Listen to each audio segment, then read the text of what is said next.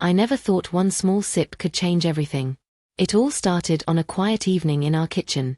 My mom had been acting strange all week, fussing over herbs, bottles, and tiny vials, muttering under her breath about perfection and balance. I was curious, of course, always curious, but I never imagined I'd become part of her experiments. Here, just try a little, she said, holding out a small, glowing potion. Her eyes sparkled with something I couldn't quite read, pride, excitement, or maybe something else entirely. It'll make things better. You'll see. I hesitated, staring at the iridescent liquid swirling inside the vial. Better, how? I asked, suspicion creeping into my voice. You'll understand, she replied, voice firm but gentle. Just trust me, sweetie. One sip. And, somehow, I did. I took it. The taste was sweet, almost like honey, with a strange tang I couldn't place.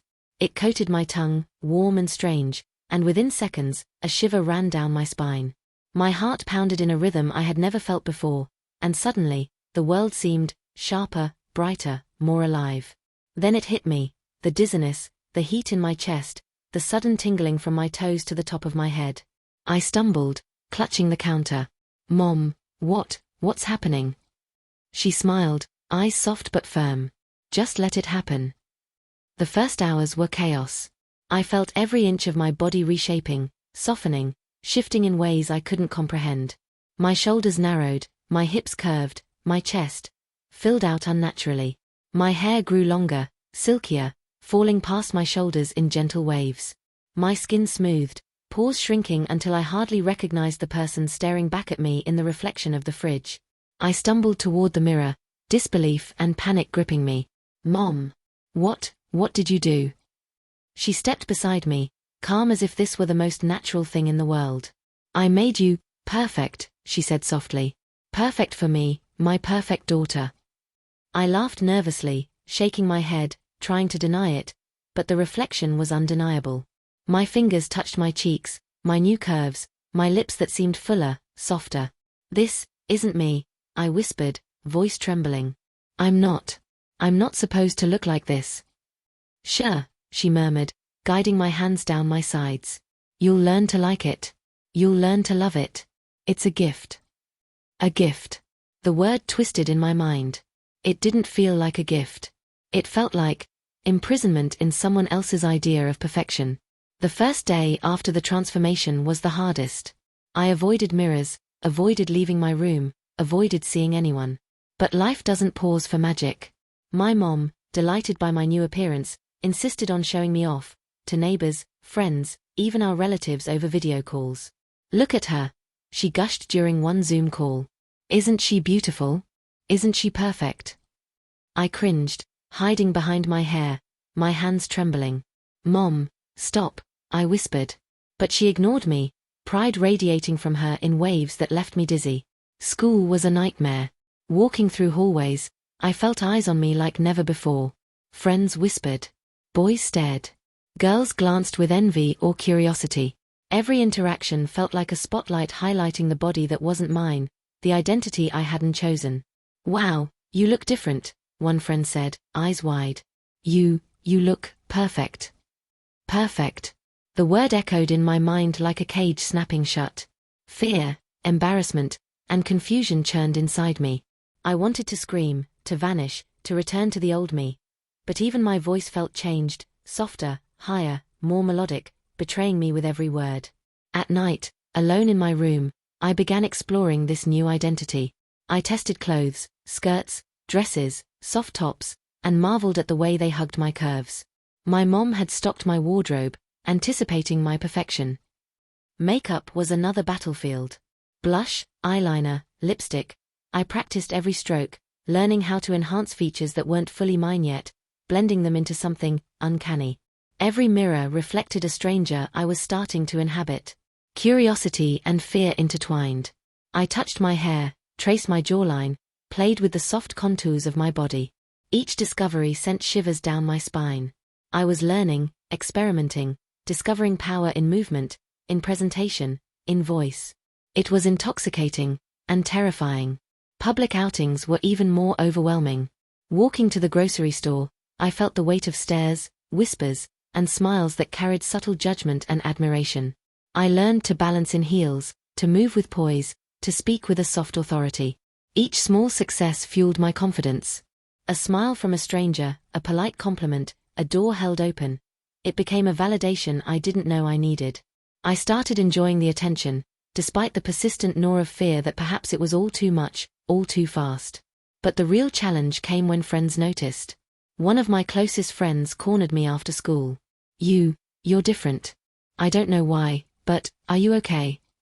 I froze, panic surging. Could I tell them about the potion, the magic, the way my mother had forced this change upon me? I fumbled a response. Yeah, just trying something new, I whispered. Guilt pricked me, but I couldn't deny the thrill of inhabiting this new, perfect version of myself. Weeks passed, and I began to accept small parts of my new reality.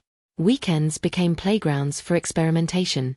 I dressed, styled, and practiced social interactions, slowly mastering the way my body moved, the way my voice sounded, the way my gestures commanded subtle attention. A cafe outing was a turning point. I walked in, heels clicking against the polished floor, hair soft around my shoulders, makeup subtle but deliberate. The barista complimented me on my outfit. A stranger smiled as I held the door open. My pulse quickened, not from fear, but exhilaration. I realized something important. This body, this identity, wasn't just about appearance. It was about presence, confidence, and the power of inhabiting a self I hadn't known existed. Of course, missteps happened. I tripped once in heels, a friend raised an eyebrow when my voice faltered, strangers gave awkward looks. Each mistake reminded me of the fragility of this new life. But I began to learn. Mistakes weren't failures, they were lessons in poise, grace, and self-acceptance. The biggest turning point came at a family gathering. My mom beamed as relatives whispered praises about how beautiful, how perfect I had become. I felt a surge of panic, but also, strangely, pride. I had transformed completely. Yes, but I was surviving, navigating, thriving. After the gathering, alone in my room, I stared at the mirror. Fingers traced the curves of my body, the softness of my skin, the way my hair fell naturally. I whispered to myself, voice trembling but firm. I can live like this. I can exist in this perfection. I can be me. The realization hit like a wave. Mom's potion hadn't just transformed my body, it had forced me to confront fear, explore curiosity, and discover courage I never knew I had. I was learning to navigate attention, to inhabit a world built for someone else's ideal, and, slowly but surely, to make it my own. Public exposure escalated. School, cafes, parties. I walked in confidence that balanced fear with exhilaration. Friends whispered, boys stared, girls smiled. Every glance, every comment, became a lesson in power and poise. I began to feel liberated, even in the confines of this imposed perfection. Then came the ultimate confrontation. One evening, Mom cornered me in the kitchen, eyes shining with pride. Do you see it? You're perfect. Everything I wanted you to be. Isn't it wonderful? I paused, heart racing, mind spinning. I could protest, rebel, fight, but a surprising calmness washed over me. I realized she was right. In her eyes, I was perfect. But more importantly, I could own it now. Yes, I said softly, touching my hair, feeling my curves, standing tall. I am perfect. But I'm also me. And I choose to live this life, on my terms. Her eyes softened, a proud smile curling her lips. She nodded. Then you truly understand. The gift is yours. Weeks turned into months. The world outside became less intimidating, more familiar. I mastered heels, makeup, and the art of presence. I explored my identity with curiosity, excitement, and increasing empowerment. The potion had imposed perfection, yes, but I had chosen to embrace it, transform it, and make it mine. Friends accepted me. Strangers admired me. Family praised me. And most importantly, I learned to accept myself, fully and unapologetically. Standing in front of the mirror one quiet evening, fingers tracing my hair and curves, I whispered, I am perfect, and I am me. Fear, doubt, embarrassment, they are gone. What remains is courage, confidence, and the freedom to be myself. Forever. And for the first time, I smiled, not because I had become someone else, but because I had become truly, undeniably myself. The morning after the potion, I woke up with a jolt. My body felt different, lighter, curvier, impossibly soft. My hair had grown longer overnight, falling in silky waves past my shoulders. I sat up slowly, heart hammering, and my gaze fell on the mirror across the room. My reflection was unrecognizable. "Mom, what did you do?" I whispered, voice trembling. It was higher, softer, almost melodic, nothing like the voice I had woken up with yesterday. My hands flew to my face, my chest, my hips. Every inch of me had been altered, reshaped into something that felt foreign and yet strangely compelling. My mom appeared in the doorway, calm, her smile radiating pride. "See? Isn't she perfect?" she said softly, almost reverently. "You'll get used to it." I shook my head. "No, I don't. I can't." Panic and disbelief collided in my chest. "This isn't me. I'm not supposed to look like this." She stepped closer, guiding my hands gently over my new curves. "Perfection isn't about choice, darling. It's about becoming the best version of yourself. And that's exactly what you are." The words should have comforted me, but instead, they tightened the cage around my chest. "I don't want this. I didn't ask for this." I snapped, voice quivering. She tilted her head, almost sympathetically. "You'll learn to love it. Trust me." Going to school was a nightmare. Every hallway felt like a stage. My classmates stared, whispers followed me, and I felt every gaze like a spotlight on the body I hadn't chosen. You look different," one friend murmured, eyes wide. "Perfect." That word hit me like a blow. Perfect. I felt trapped in someone else's idea of me. My voice, soft and higher-pitched, betrayed my panic with every word.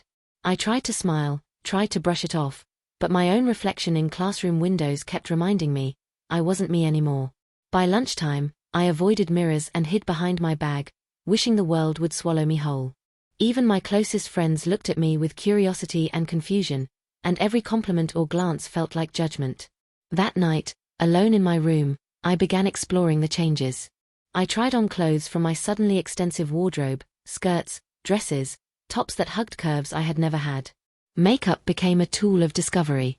Blush, eyeliner, lipstick. I experimented with every stroke, fascinated by how subtle adjustments could transform my face even further. My fingers traced the new contours of my body. The way my hips swayed, the softness of my skin, the fall of my hair, all of it demanded attention. Part of me was terrified. Part of me was curious, even excited. I practiced walking, moving, speaking in my new voice.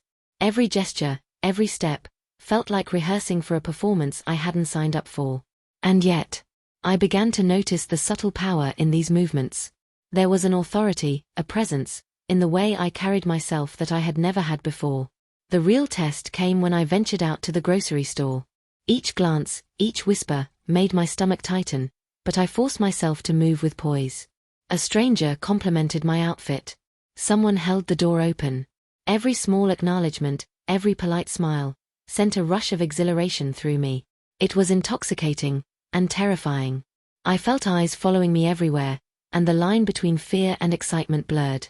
My body was no longer mine, but I was learning to inhabit it fully. Every day became a mix of wonder, panic, and thrilling discovery. Friends began to notice. One approached me hesitantly after school. You're different. I don't know why, but are you okay?" I froze. Could I tell them the truth? Could I explain the potion, the transformation, my mother's role in all of this? I shook my head, voice barely audible. "Yeah, just trying something new."